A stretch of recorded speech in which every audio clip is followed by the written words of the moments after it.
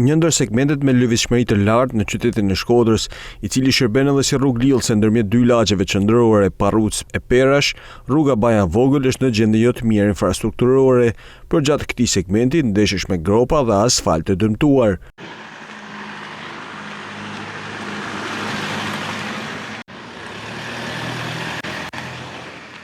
Qytetarët kërkojnë që kjo rrugë të rikonstruktohet sa më parë, pasi po shkon drejt degradimit. E mira me rregullu se s'po ka në kilometrat të mëdha, po kur të vendor shteti se në privatisht zbahet. Po jo, vështirë është gropa, në biçikletë se të mo edhe për makina, për të anash. Po nuk ka gjë mirë, dihet e punë.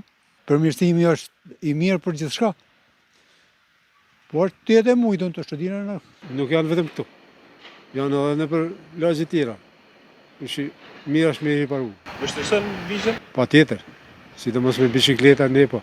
Sikur të mos mjaftonte kjo gjendje e rrugës, një tjetër problem janë dhe punimet nëntoksore që po realizohen nga privatët, duke vështirësuar lëvizjen e qytetarëve dhe automjeteve. Në këtë rrugë kalojnë çdo ditë edhe nxënësit që frekuentojnë shkollat që ndodhen aty pranë, duke bërë situatën edhe më shqetësuese.